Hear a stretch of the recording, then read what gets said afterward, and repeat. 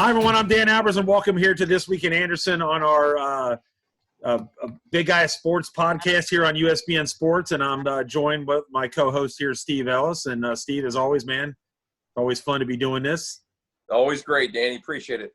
And we got a very excited to have a special guest. We've known this guy for a long time. He's Hall of Famer at Anderson High School, went to University of Illinois, and then he's also the defensive coordinator at Thomas More. And Chris, really thank you for joining us tonight. I appreciate you guys asking me to come on, and I appreciate that intro too, and making me feel good right now. So appreciate that, guys. Yeah, Steve and I were talking off air, and Steve, you and I have talked, and we've been around Anderson for a long time, and Chris is got to arguably, or be one of the greatest athletes in Anderson High School history. We talk about, you had the opportunity to coach him in basketball, and leading scorer and rebounder at Anderson. Talk a little bit about that, about with Chris, and get into Chris with basketball.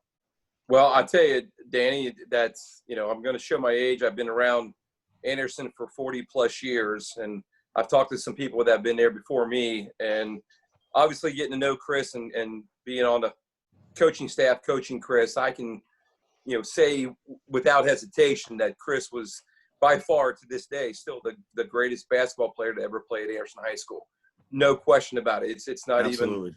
even an argument. And just great, great guy, great fun to be around, and ultra competitive, and just great to coach, but even better just to watch him play. Boy, he was an animal, absolute animal.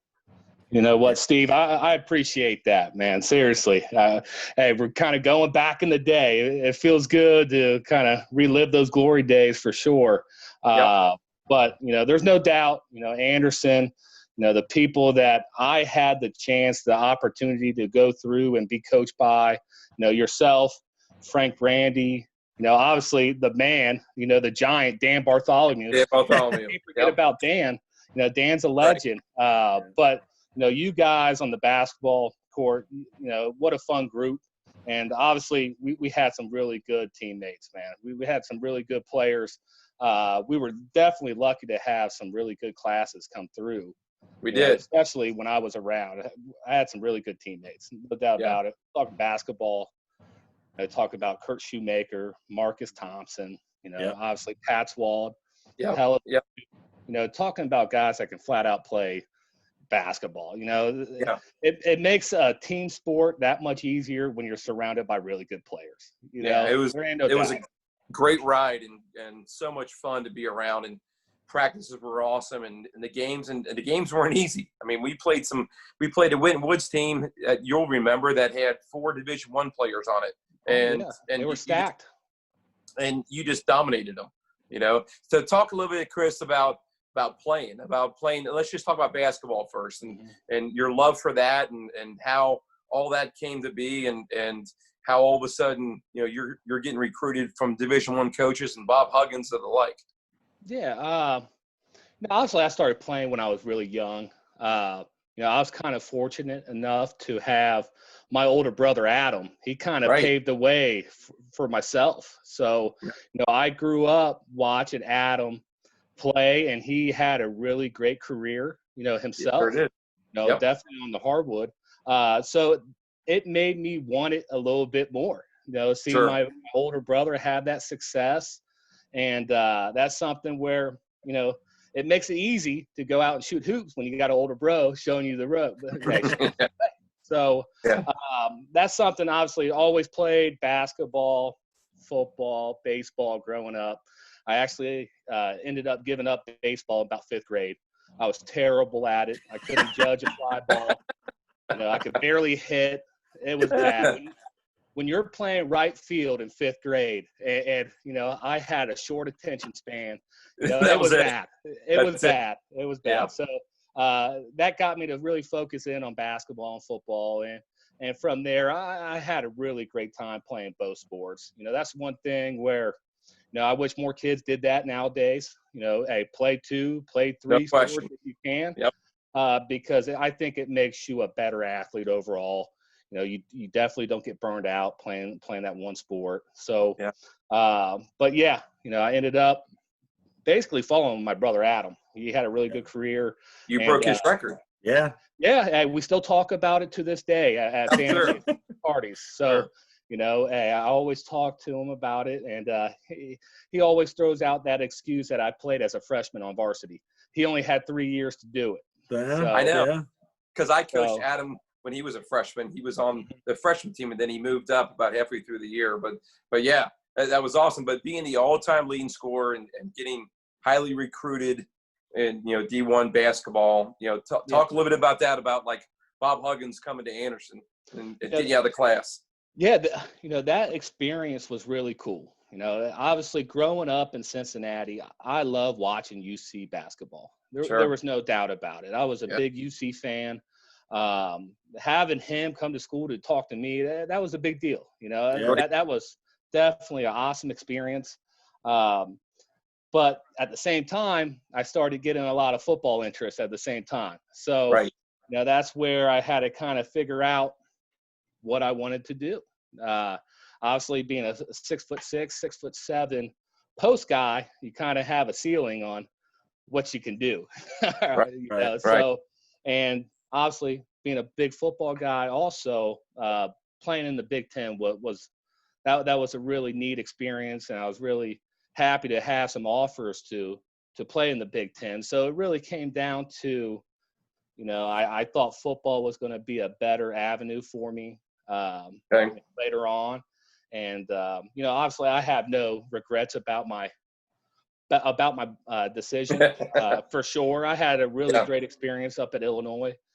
It wasn't the best those first 4 years because I ended up redshirting, so I was up there for 4.5 years. But that last year, 2007, we ended up going 9-3. Ended up beating the #1 team in the nation, Ohio State, up at the Horseshoe. Which, being a Cincinnati guy, you remember that? Yeah, and not having an offer from Ohio State coming out of high school, that was a big deal. That's a big deal. I think I had about 30 family members and friends in that stadium that night. And by the time we got to Champaign, about 2:00 in the morning, we had about 3,000 people at the airport ready to celebrate, which that never happened my first 4 seasons there. So that was a really cool Very experience. Cool. And it definitely made myself appreciate the process of, putting in the work to have success, because unlike at Anderson, we had success in everything that we did. Basketball, football, it was almost easy. I hate to say it, but with great coaches and great teammates, it just happened. So the culture that we had in the early 2000s, it was unreal. Coach Siriano, you go there and play varsity football, you're expected to win. And he has that personality where he can pass that on to his players, and it's really contagious. And the same thing with Frank. Frank did a good job. You guys did an excellent job. Talking about you, Coach of the Year. What a great honor. Yeah. Yes, sir. How about that? Look at that. Big time right there. Yes, sir. That's awesome. But yeah, that my career up at Illinois definitely made me appreciate the process of putting in work, how hard it is to win, especially at the college level, where guys are even playing field talent-wise. So how did you come to choose Illinois? Really, I went on 3 official visits. I had 5 scheduled. My first visit was up to Purdue. A kind of cool story with that. It was after one of our games. I forget who we played basketball-wise. Okay. Or no, it was probably towards the end of the football season, where Purdue flew down a private Purdue jet. And I remember this. Myself and Ray Edwards from Woodward High School up. Yeah. So we can go up there for an official visit for Saturday and Sunday. I remember that. They flew us back home. So that was a really cool experience. That's my first time on a private jet, which was awesome for sure. And I got a chance to meet Ray Edwards because we were big time AAU foes on the basketball court. That's right. He played for the Cincinnati Queen City Profits AAU, so we battled each other, and it was a good experience to get a chance to meet him going up there and actually talk outside of the competition of basketball. Right. But I also went on a visit to Pittsburgh kind of later in the year, and then my last visit was Illinois. Went up there, had a really good time. The campus was beautiful, met some good guys. They just came out of winning a Big Ten title 2 years ago. So I thought the program was rising, going to be, a contender.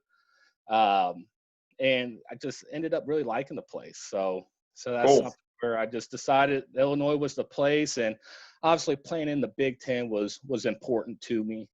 I thought for sure, because I wanted to play against Ohio State. I wanted to play against Michigan, Penn State. I wanted that opportunity, and that's something where I had 2 more visits set up in January to West Virginia and Clemson. I had to call those guys up and break their hearts. Really, it broke Vince Sirianni's heart the most. Because of Clemson. Oh, that's right. That's right. Because at the time it was that connection. Tommy Tuberville. Yeah. Bowden. And at that time, Vince was really tight with him because of the whole spread offense in the early 2000s. Always talked about Clemson. That's right. We went down there going into my senior year for a team camp, and obviously it's a beautiful campus, and they have great success. Just look at them now, what Dabo's doing. It was going to happen sooner than later, winning national titles. It's a really good spot down there. Yeah, well, Chris, talk about like right before, before you got to Illinois, and, we know the basketball side of it. And I was trying to think, and I can't remember, but did you start football at Anderson? Did you start as a freshman for Anderson? I played freshman football. So I played with all my guys, 9th grade year. I think we ended up winning like 6 games that year. Yeah. We weren't great, but we knew we had a good class, and obviously, how Coach Sirianno ran a program, he ran it to make sure the varsity team was going to be set up for success. And that's something that he did a great job preparing kids, for sure. Yeah. And if correct me if am I right or wrong on this, were you tight end first? No. Were you defensive end and tackle, or? In high school, Coach Sirianno had me at left tackle. So I played left tackle my sophomore year and junior year. So my sophomore year in high school, I was 6'6", 200 pounds. But I had a hell of a kick slide. All right. It was good. Nice. Great kick slide. And then my senior year, I talked with Coach Sirianno, and I asked him if I could play some tight end and get on the defensive side of the ball. And that's my senior year. I played tight end and defensive end. But once again, we had some good players that were on the O-line too. So it wasn't, it was an opportunity to put your best 11 guys on the field. And fortunate enough, we had a really good class for football also, where guys, they deserved to play. They worked hard, and it was an easy move for sure.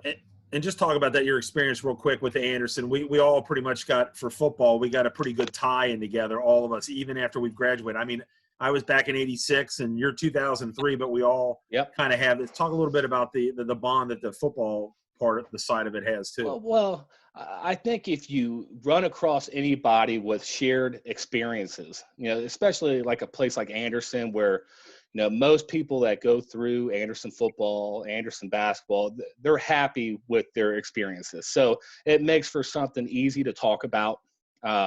Obviously, playing a sport with somebody, you get to know them really well because you're working towards the same goal. Like I talked about earlier, it's hard to win. So when you see those guys, even if it's been 5 years, it's like nothing's changed. That's a cool thing about sports, athletics. It really breaks down barriers and all that good stuff. Because when you see those guys, you're not shy with them. It's like it was like yesterday we were hanging out again. Good old Summit Estates. So it's good. Yes, sir. That's it. So that's it. Well, Chris, you had as we've said, an unbelievable high school career, both basketball and football, and then you went on to I believe start all 4 years up at Illinois, and then you had a little taste of an NFL camp, I believe, before you got sick. Talk a little bit about that and how that experience was for you. Yeah, that's something obviously I went to Illinois. I chose Illinois. Also, a funny story. I chose Illinois because they said that they wanted to play me at tight end. So I'm like, oh yeah, big guy. Oh, hey. Still athletic. You know, hey, I can Right. go catch it and score touchdowns. I was excited about that because a lot of guys wanted me to play O-line. But getting into camp my freshman year, all right, they found out right away I had some issues catching the ball. So that's something we had our big ran tool scrimmage, which, you know, for football, that's the inter squad scrimmage. It kind of ends training camp before you go back to campus. And I ran a 10, 12-yard out wide open in the end zone, ended up dropping it. Okay. The next day I'm on scout team playing left tackle. All right. Wow. So on the O-line. So, and then from there, I ended up being on the look squad, scout team member, my freshman year playing D-line. That's how they noticed me playing D-line, all right, in college. And that's when I made that switch after my redshirt year to play D-line. Ended up starting all 4 years. Yep. Had some really good stats, all that good stuff. So I was able to have the opportunity to go to the NFL. That's something I didn't get drafted, but I did get called up, and I ended up signing with New England Patriots as an undrafted free agent. Okay. And that experience at the time, because obviously they were rolling. That was 2008. I think they just won a Super Bowl or so, or 2 years out. Sure. So you're talking Belichick. You know, at that time, Teddy Bruschi was there, Mike Vrabel, Tom Brady. You know, those guys were, you know, giants of the NFL at the time, and you know, they definitely had it rolling. And that experience going up against, you know, really good competition like at the NFL, that jump from high school to college, that's hard in itself. But to the NFL, everybody's good. They're light and fast, very physical. Mm-hmm. That's one thing that is a big time adjustment. You're talking about the best of the best, and you know, that opportunity was really good. I ended up getting cut by New England before our first preseason game. Okay. And then I ended up going up to Minnesota Vikings. I got picked up again. So I ended up doing 4 games up with Minnesota for preseason. But yeah, during that course of those, the preseason camp and all that, you know, I didn't know it, but I was really sick at the time. And, you know, that's something, my weight was going up and down. It was really difficult for me to keep weight on. My senior year up at Illinois, I think I played around 315. Wow. During my NFL experience, I was about 290, and then the next day I would be down to about 275 after like one day of practice. So, you know, it's just, I did not have a lot of energy. It was a difficult thing. I had no clue what was going on, and I ended up getting cut. I ended up finishing, you know, last cut, finishing up preseason, came home, and then I finally realized I got to go see a doctor. You know, something's going on, wasn't feeling right. And then I ended up, you know, making this a quick story, ended up with being diagnosed with non-Hodgkin's lymphoma, which is a blood cancer, back in 2008 in the fall. So ended up going into treatment right away, spent about 70 nights in a hospital, ended up getting some radiation also. But by March of 2009, I was done with treatment. So, wow. You know, officially I was in the clear, I was in remission. And, you know, that's something just last year or a year and a half ago, I met with my oncologist for the last time. That's awesome, man. That is awesome. Great. Appreciate it. You know, after 10 years, they end up kicking you out. So, you know, that's something. That's a good kick out. Yeah. That's a good thing. Yeah. My oncologist was a great guy. He's this real short little guy. Sent his kids up to Notre Dame. St. X guy, of course. Okay. But he was a great doc, really smart guy, and you know, that's a great send off. He came in and said, "Hey, I got to kick you out. Sorry. Good. That's good. Won't be seeing you again." So that's, thank goodness you're okay and you got through all that. Unfortunate timing.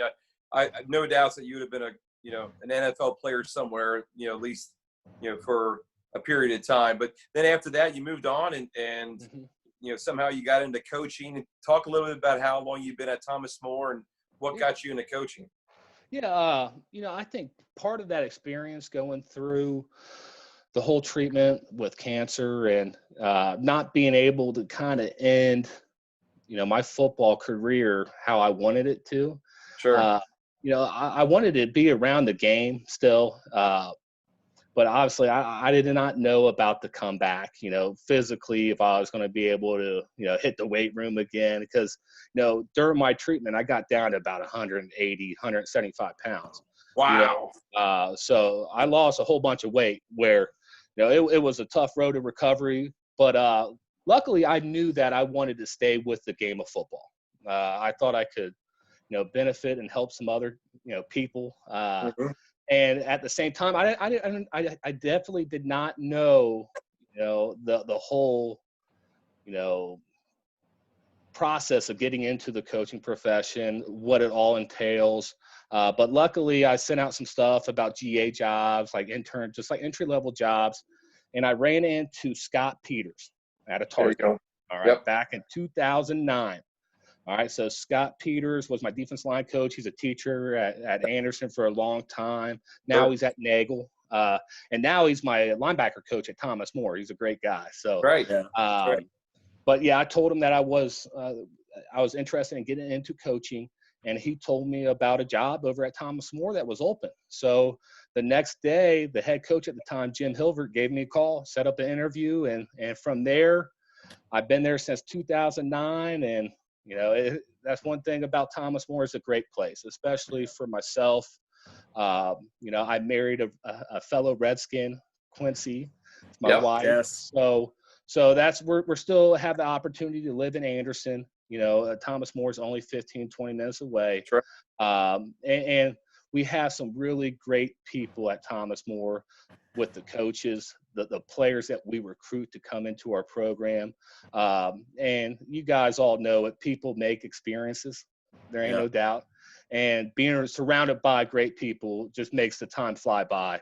I've been there over 10 years now. It feels like it started 3 years ago. And when you really, truly love what you're doing, it also goes by faster. Right. So, I don't ever wake up and go, hey, I have to go in the office today. I'm not looking. Yeah. That's awesome. I'm fortunate enough where I love what I'm doing. And it's truly, it's always different every year. It's different. So it keeps me goes, for sure. Yeah. Well, Steve and I we'll get a couple more questions in here, try to wrap it up, because we probably forgot to tell you that we get a 30-minute time limit on this before we get kicked out. So we'll try to wrap this up. But there we go. One of the questions I got real quick is how exciting has it been for you to watch your little brother make his strides, and then obviously getting the NFL and playing the Super Bowl? That's for you, like you said with your brother Adam. That's got to be exciting for you to see your brother Andrew. Oh, hey, Andrew, he finally made it now. All right. We saved the best for last. Oh, yeah. Okay. So, you know what? Andrew's success, it's unreal, though. That's something where he had a similar path as myself, where he was an undrafted free agent coming out of Ohio State. Yep. So he was a 3-year starter up at Ohio State. He was a 2-time first team, all Big Ten performer. Didn't get drafted. It's crazy. Crazy. It's something because, Andrew was a mauler, always. He was always out there throwing guys around. He did it consistently in college. And he's a worker, though, too. That's something about Andrew. He works. So all that success that he's having right now, he worked for it. He earned every bit of it. That's right. Especially NFL, all that stuff is not guaranteed. So – I remember I got the phone call. I was the first person he called, all right, when he made the 53-man roster down at Carolina. That is cool. Right, so that's something. We were on our team bus at Thomas More. We were heading over to Rose Holman for our football scrimmage. And then I get a phone call. It's from him. He's like, I'm like, what happened? All right, he tried to mess with me a little bit. And finally, he let it out that he made the team. We went nuts. The coaches went nuts on the bus because they were so excited, because during that all season, he was coming over to the school over at Thomas More, working out, hanging out, being around the guys. Oh, very cool. In the office. So, that was great. And I just knew if he made the team, when he was going to get an opportunity, he was going to make the most of it. Yeah. And that's Awesome. something. I think his first 7 games he was inactive. So everyone knows NFL 53 guys are on the active roster, but they only dress 46 a game. Yeah. So he was the inactive guy, and then finally Green Bay up in Green Bay, Wisconsin. All right, he got his first dress in the NFL. Wow, that's And, cool. The starting That's left, pretty cool. the starting left guard at the time ended up getting hurt in the first quarter.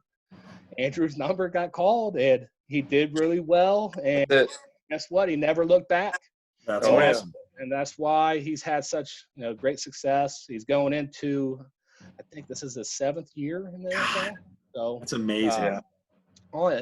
It's unreal. He does a great job, and he's an old school guy, which is great watching your little brother get that done. And there's no doubt Norwell family, we're so proud of them. Obviously, the Anderson community is really proud of them. Absolutely awesome. That's something. There's really good kids, really good talent that comes through Anderson High School. And absolutely. Obviously, having a guy make it at that stage and be followed up by his high school teammate, that's unheard of. Yeah. Really. Yeah, right. No doubt. So that's really unique to Anderson, and that's awesome to see. No doubt. Well, Chris, talk about tradition and how Sirianni used to always have tradition continues, and stuff like that. And you got tradition in your family. Let's talk a little bit about the traditions continuing in your family. You're just moving back to Anderson. I think your wife works in the district. Your kids are going to be going to Anderson.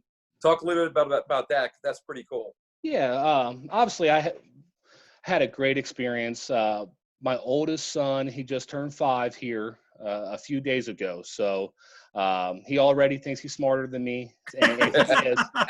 There's no doubt. He's a smart guy. He weighs 77 pounds already as a 5-year-old. He's a monster. But it was important to my wife and myself to get back into the Forest Hill School District because obviously we appreciate and we value the experiences that we had growing up in the district. Sure. That's something you can't miss out. The experience of schools, what the teachers do, the resources in the school district. So, we're looking forward to the big guy starting up kindergarten. And he is a very active young boy. He likes to play soccer, basketball, play football in the front yard. I got to tackle him. He loves being tackled. I'm like, son, that's not the object of football. All right, you want to break the tackle, but whatever. But obviously, especially having kids now. I have 3 kids. I have a 5-year-old, 3-year-old, and we have a 7-month-old also. So congrats. Yeah, I appreciate it. With kids, time starts flying by. That's something these last 5 years, I don't know what happened. And where did it go? Trust me, it goes by super fast. Danny and I both know that very well. So, absolutely. Wait, Steve, we got about 10 minutes. We just hit the 10-minute mark, so we got 10 minutes to go. We're good. Hey, Chris. So just kind of looking back and just give us some thoughts on a couple of people, whether it be teachers, coaches, family members. You already mentioned Adam. That had a huge influence on you and the success that you've had up to this point. Yeah, okay. Hey, I might take more than 10 minutes for that. I got a lot of good people in my corner, which is So, but obviously, just talking about you guys on the basketball staff, like Frank Brandy, Coach Bartholomew, Steve, you guys took care of myself. All right.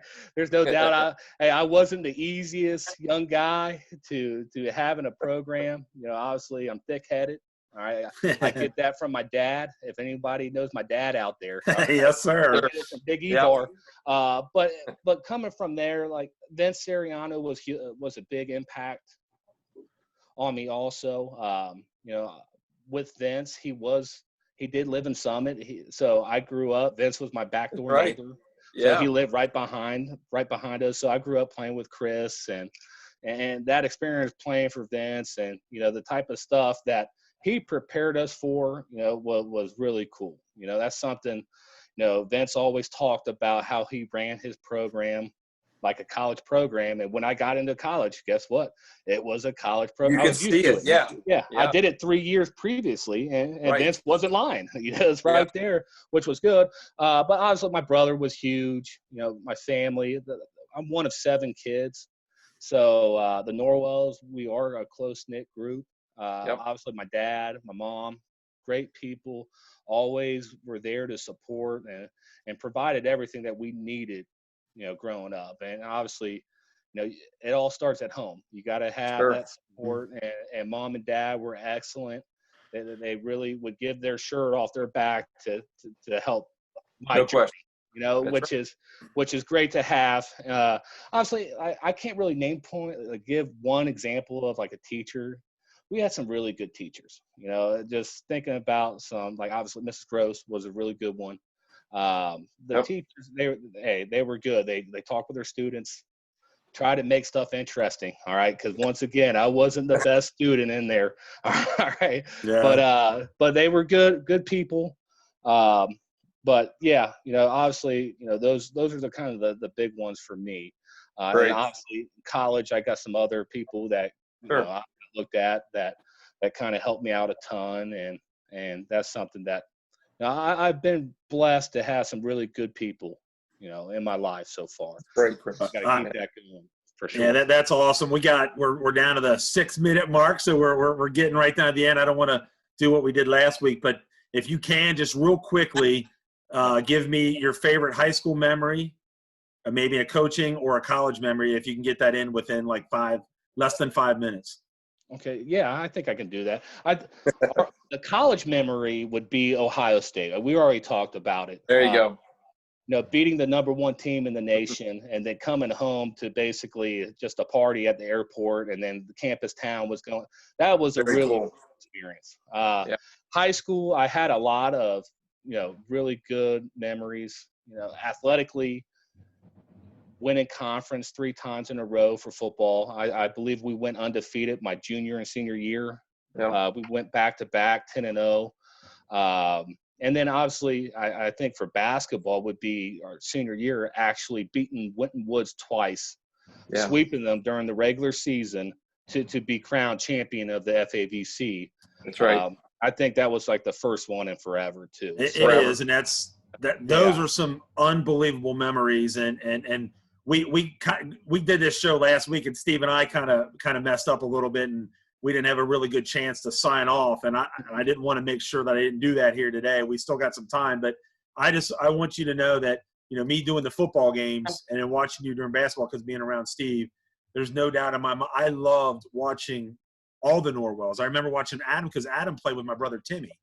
And so I remember that. And so I just want to thank you for everything that you've done for Anderson High School, the whole Norwell family. I know I enjoy every time I see you guys. Anytime I see you, Andrew, or Adam, it's just like you said, we haven't missed a beat. We all went to some of the states. We all get along. But, I really appreciate, and Steve does too, for you doing a show for us. It really means a lot. Hey, no, seriously, thank you guys. And obviously, Dan, everything that you've done over, how long has it been with 30 years this year for football, buddy. I tell you what, that's unheard of to have 30 years of service, giving back to volunteering. Exactly. Giving back to your alma mater. That's unheard of. And that just speaks volume about you. And obviously, I know Coach Dreyer, the coaches, they love what you're doing. And now you're out there at UC Claremont helping out Steve. Yes, sir. All right. Yeah, you got to get the pub. You got to get those recruits out. All right. Yes, it all helps. It all helps. But no question about it. But yeah, I definitely appreciate what you do, Dan, trying to keep everybody together. I think that makes it unique. That's why Anderson is a special place. Absolutely. And obviously, Steve, I like the show. I appreciate you guys having me on. Okay. No, we appreciate it, Andrew. Steve, another great job, man. We're going to wrap it up here. So for Steve Ellis and Chris Norwell and Dan Evergreen watching This Week in Anderson, we'll catch you next week.